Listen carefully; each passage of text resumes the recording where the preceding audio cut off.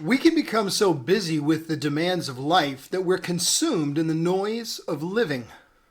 Phones ringing, messages pinging, news and videos playing, constant voices, lots of words, but limited communication.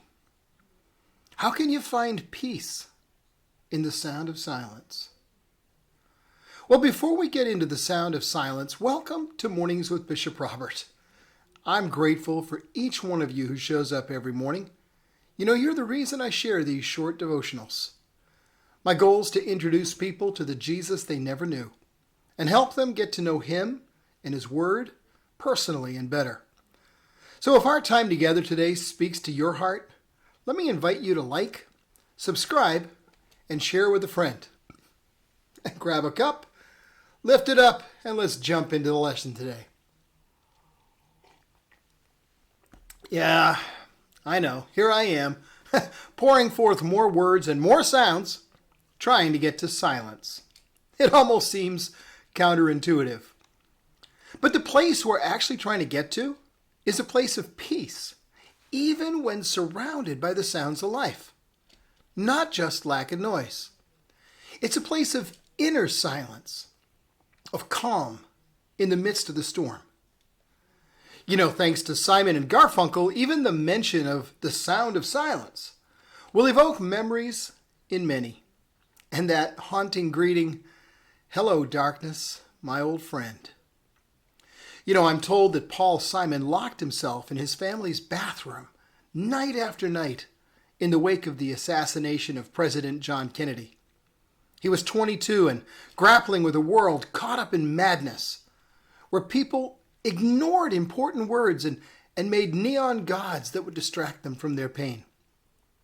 The lyrics express Simon's confusion, and they're hard to untangle, with the sound of silence presented both as the problem and as the answer. The sound of silence, first a cancer, then a possible solution. But that silence is a remedy that leaves deep and nagging questions when it's just silence alone. Then along comes today's verse that brings meaning to the silence and direction to the questions. It says, "Be still and know that I am God." The answer to the questions of life is not found only in silence for silence's sake.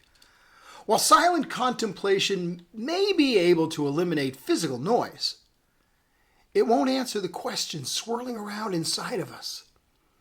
Some of us fight internal hurricanes and tsunamis, overwhelmed by fears and questions that we struggle to comprehend, let alone solve.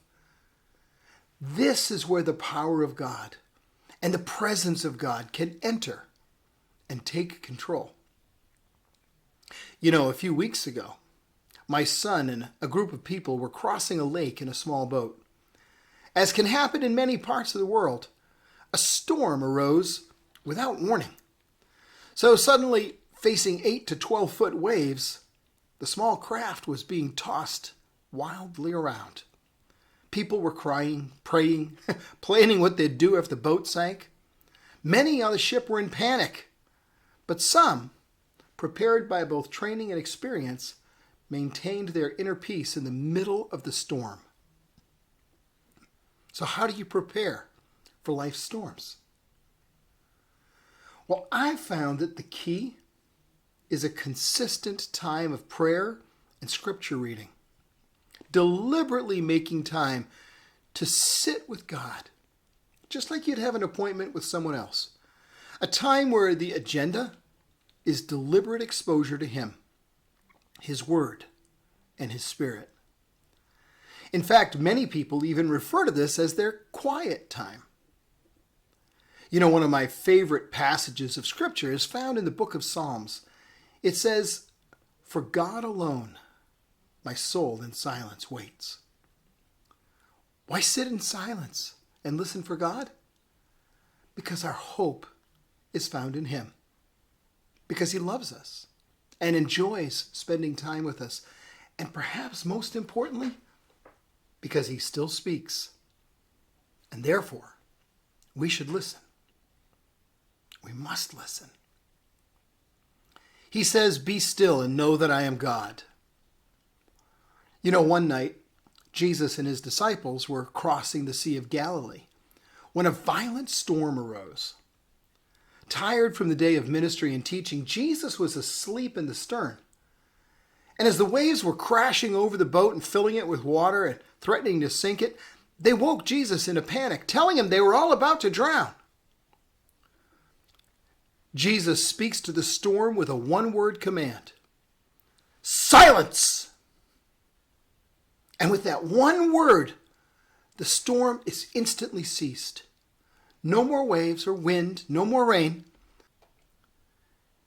His next command was an instruction to stay peaceful. And we miss that in the English, but it's clear in the Greek, where his second command could be translated, "Remain still." 2 words, that's all it took. The words were necessary because the disciples didn't have the skill to deal with their storm. Their years on the lake were not enough to get them across. If Jesus had not been in the boat, they would have probably died. But he was there because they knew him. They were his disciples, and they were deliberately following him. They went where he went. They took time to listen when he spoke and to act on what he said. They had been with him enough that they recognized his voice when he spoke to them. Their relationship led to proximity and his availability when the need arose. Take time to do the same. Build that relationship day after day. Learn his voice. So how do you prepare for life's storms? Well, one way is to make sure Jesus is with you in the boat. Hey, as we wrap up, let me remind you there are other people who need to meet Jesus, the Jesus they never knew, and get to know him and his word personally and better. So please like this video to help more people see it, and follow or subscribe so that you and I can get together every day. Drop a question or a comment in the comments section, and of course, share this with a friend. Because as you do, you're part of the team, touching hearts all over the world with the love of Jesus. Thanks for helping.